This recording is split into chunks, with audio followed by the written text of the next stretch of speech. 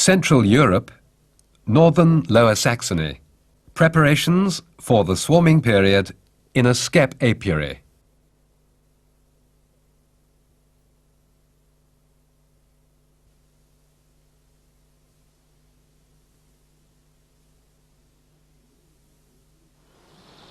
At the beginning of May, food supplies for the bees of the cultivated heathland area are low. The beekeepers living here do their best to tide their stocks over this period by migrating to regions of higher nectar flow and pollen yield. The skep colonies belonging to Georg Klindworth, master beekeeper from Zittensen, were taken to the Alter Land near Hamburg on their spring migration. In the extensive fruit-growing region, the bees were able to gather a rich harvest of nectar and pollen for several weeks on end, and the stocks developed vigorously. After being transported back home to the large outstands, the stocks must be supplied with food by the beekeeper so that their development does not slow down before the impending advent of the swarming season. Sugar solution is readily accepted by the bees. The beekeeper replenishes the feeding dishes underneath the skep several times a week.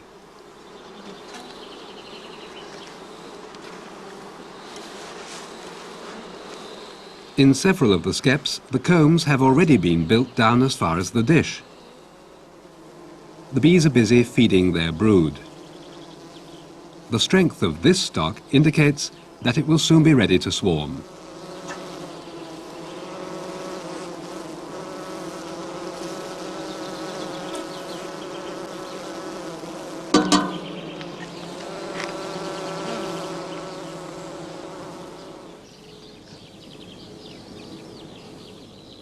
During the winter months, the beekeeper had already started extensive preparations for the time when his approximately 700 stocks will swarm. At Klindworth's farm, most of the beekeeping equipment is stored in the loft for the best part of the year. For example, the swarm-catching bags are hung up to air. The wooden spiles for the skeps are also kept up here. Georg Klindworth inspects his working equipment piece by piece. In the barn, he checks the swarm-catching bags fetched from the loft. These 1.5 meter long tubes of gauze or curtain netting, with their tip and corners reinforced in linen, have been sewn by the staff at the farmstead.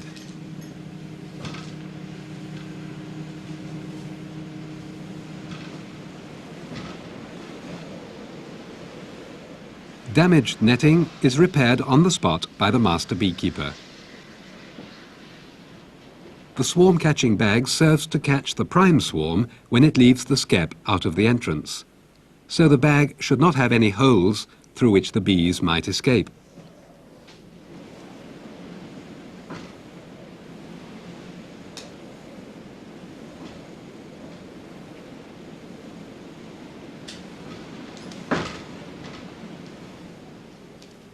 In each case, the beekeeper makes sure that all 4 pins which attach the bag in front of the skep are firmly sewn on to the corners.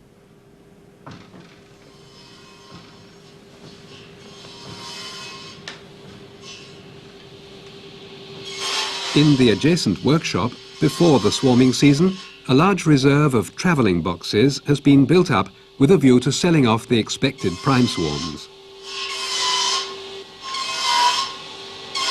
The joinery work is undertaken by the beekeepers August van Bagen and Ingo Lau, both on the staff of Klindworth's bee farm.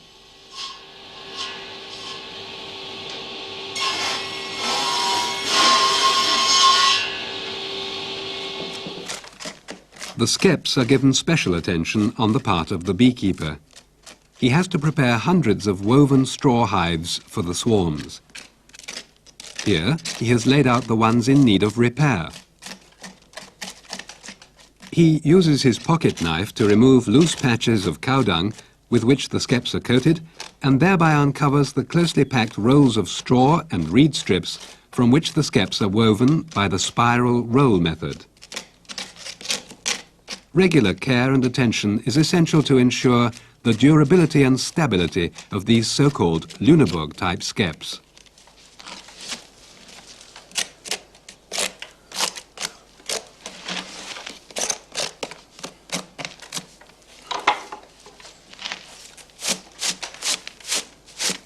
A goose wing serves as a brush in such operations.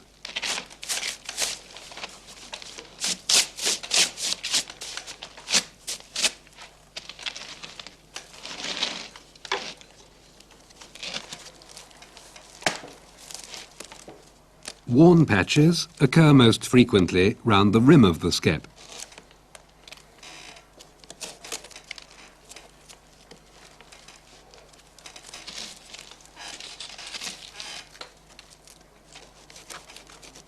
It is not always possible to remove the defective wrapping down to the last piece.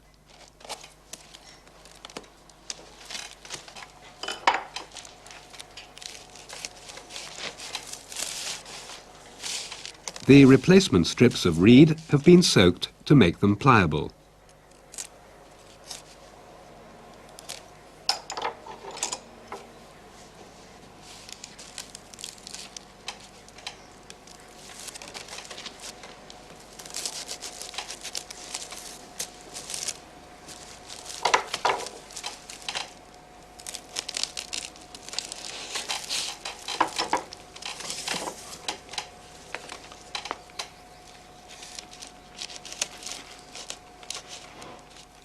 Where larger sections of the edging roll have been broken off, the repair is more complicated. Straw has to be replaced as well. The rye straw used for this purpose originates from special crops grown without the aid of chemicals. Only short, sturdy straws are suitable for skep weaving.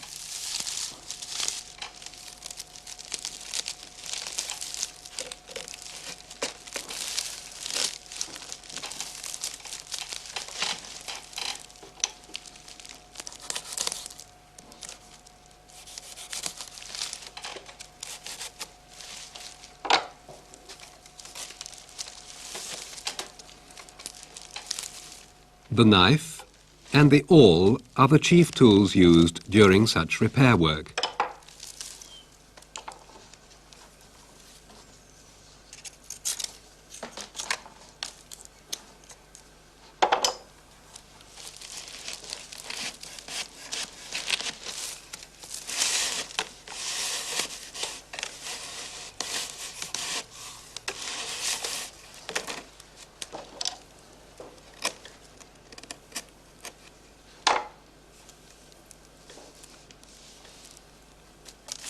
While the top of each new strip of reed is anchored in the roll, the beekeeper cuts the tail off clean after first pulling it tight.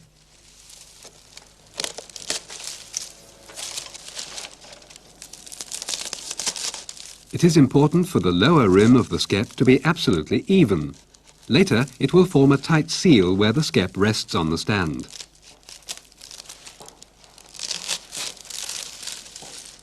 Many of the skeps used here are 80 to 100 years old. Skeps used to be made by the beekeepers themselves, but today it's no longer necessary to weave new ones. For a good number of years, Georg Klindvort has been able to buy up large reserves of skeps from abandoned bee farms.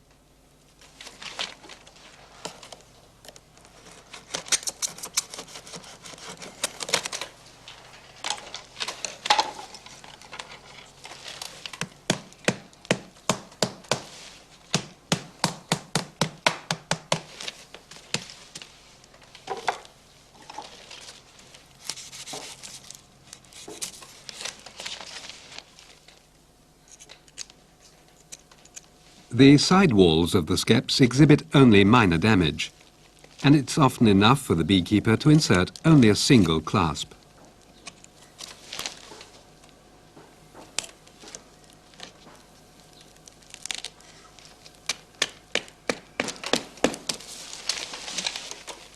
Now the skep has been completely renovated.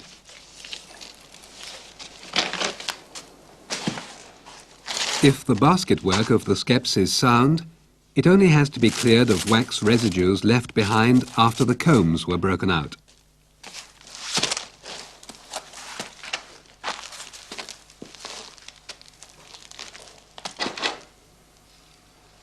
In the dome of each skep, 3 strips of foundation comb are now attached.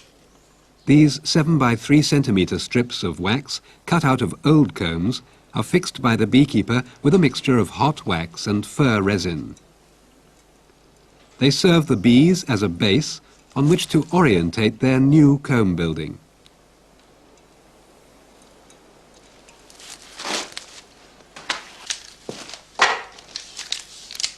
The skepist offers the bees further assistance in their comb building in the shape of wooden rods or spiles cut from rosewood or buckthorn.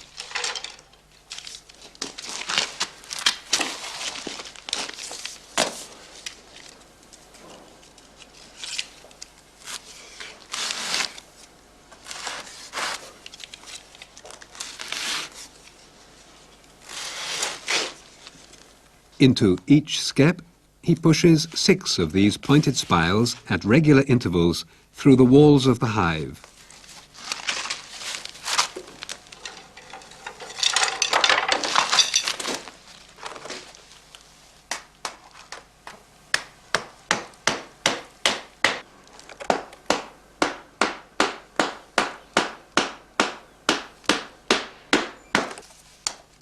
The spiles are arranged in pairs and aligned at right angles to the foundation strips. The bees build all around the spiles and stick the combs to them. This gives the honeycombs the stability required to withstand frequent movements of the skep.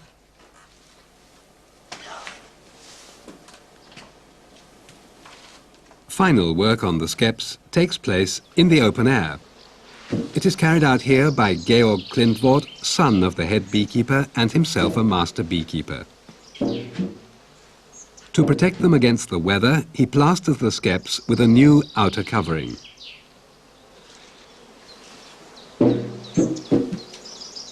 The most suitable material for this protective coating is cow dung, collected on the fields in springtime.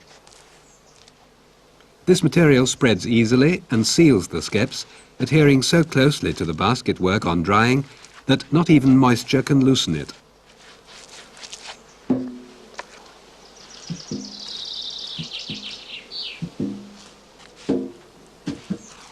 Closing the entrance with dung prevents parasites from nesting in the skep while it is drying on the shelf in the stand.